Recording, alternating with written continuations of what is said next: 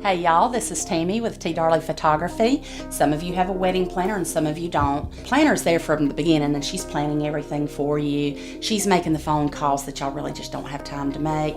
She's making suggestions. When you make a suggestion back and say, "Ooh, we want a chocolate fountain," okay, she's gonna look at the budget and she's gonna say, "Okay, we have this much left in the budget and this is what the chocolate fountain is, and so if you truly want the chocolate fountain, and that would put us over budget, we'll cut here."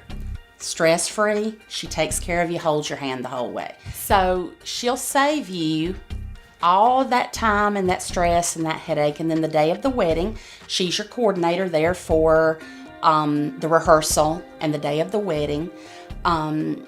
Too many, in my opinion, too many mothers, aunts, mothers of the groom, they're all pitching in to make your dreams come true.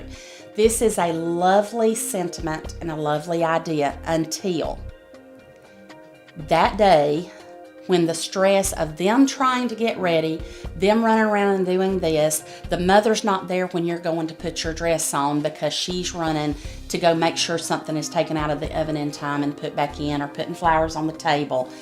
In my honest opinion, a wedding planner and good coordinator will save you the money that you pay them in stress, headache, and going over budget, because they're not going to let you go over budget and, unknowingly. So that would be probably, even before any other vendor, if you get a good wedding planner, your day will go much more smoothly and your mother will actually be smiling with joy because she did not have to deal with any of the little problems that go on the day of your wedding. There will be problems that go on the day of your wedding.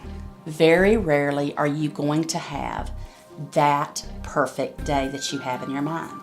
We are all there to take care of the things to make your day go great. But say hair and makeup goes a little bit late. The caterer burns something and has to send somebody out for something else. These are things that happen at weddings. I had a bride that was, shall we say, expecting unexpectedly. And she put on her dress the day of the wedding, and it was a tight mermaid fitting dress. And it would not close.